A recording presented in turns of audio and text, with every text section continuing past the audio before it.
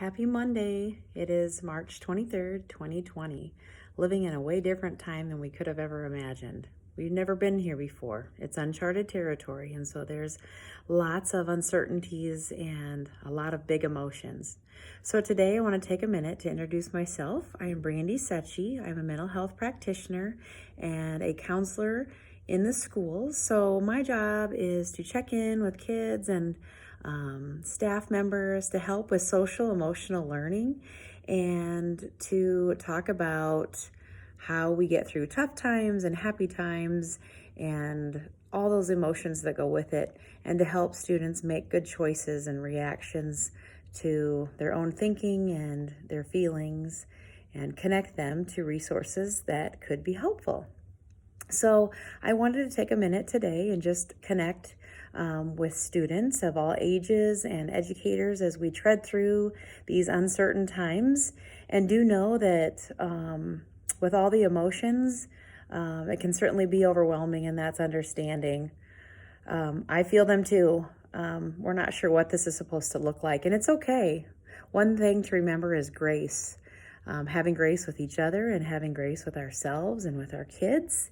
And what grace is just a better understanding, and maybe realize that our expectations may need to be lowered as we're all going through this stressful time. Some kids may be really excited. There's no school today, kind of like a snow day.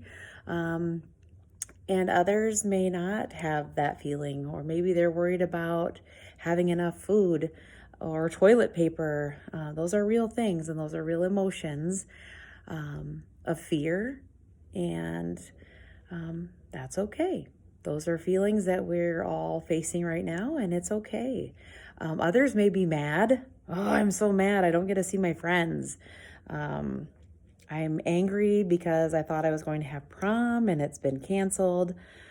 There's so many different variations that we're going through. Some may feel sad,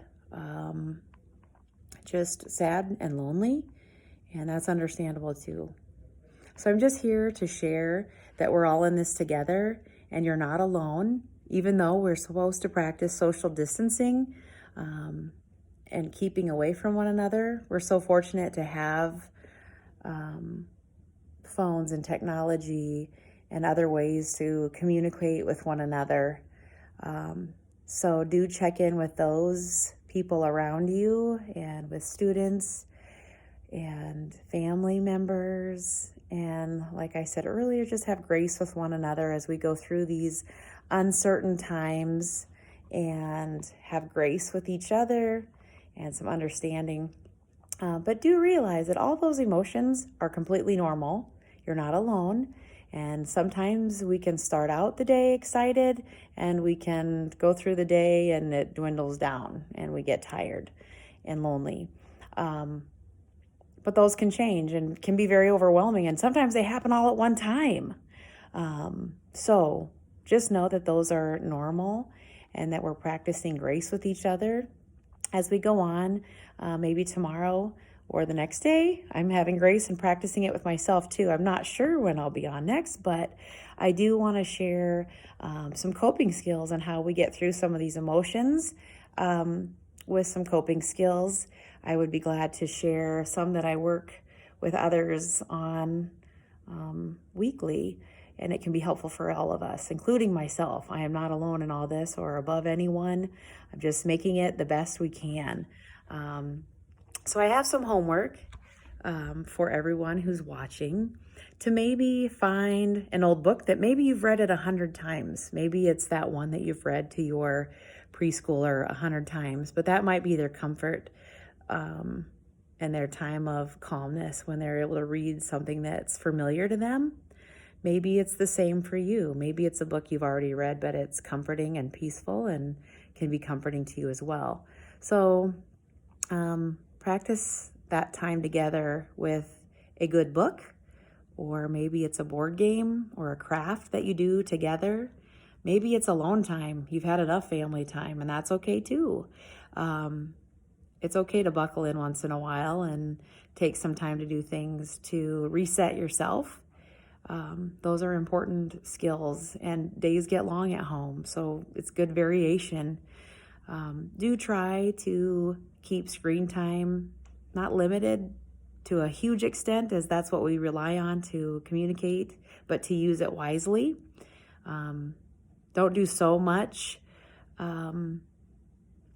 work on it that we rely on it so much that we can get in too far with it. So do monitor your kids' usage, but use it to connect with others and to find videos. There's so many cool educational resources and things to keep us all up to date on things. So use that and have some fun with it and learn new things just like you would. It's kind of like old school times, right? And that's all I keep thinking about is our old school stuff. Send the kids outside whenever it's nice out, or to get some vitamin D. It's not real sunny here today. But even being outside for a little bit, while practicing social distancing, of course, to keep each other safe. Maybe you're teaching your young kids what germs are, and sometimes giving them a little bit of age-appropriate information is helpful to them, so that can help them control maybe what they don't know. So if you have a child that is worried about the virus and what that looks like and what it means, maybe giving them some information on what they can do to keep safe, like washing their hands and showing them how to do it appropriately and what social distancing may look like, but still using technology to check in and send pictures. Maybe they're building an art project that they want to share with grandma and grandpa, and they can't visually or go take that to them, but you can certainly take a picture of that or Zoom or use FaceTime. Maybe you have a note or a letter you want to send to somebody elderly. Do that. This is a great time to check in. That might make someone's day. If they're worried about viruses through the mail, take a picture and see if that's something you can send to them with technology. So there's ways around all of this. And practice grace with one another. Practice wellness. Get around, move around. Go Noodle is a great resource to get kids up and moving. If you have Beachbody.com, they have a website with lots of at-home workouts. They have something for kids, and there's so many more. I'm just on the top of my head, that's what I'm thinking of. But there's so many others that are really free right now, so take advantage of those things. So physically do something, socially try to connect, but also giving yourself the freedom to have some time to yourself too, especially as a parent. We may need to reset, but having some variation among your day can certainly have better outcomes for students or kids. Screen time, we know, increases anxiety and over a longer period of time. So be cautious with that. Use it as a tool, not as a babysitter, even though it's peaceful. I would encourage more game time, board games, books, outside time, scavenger hunts. It can really be fun and creative to come up with those things, and there's tons of free resources online to utilize. But the main point today I just wanted to point out is that you're not alone. Feel free to connect with others.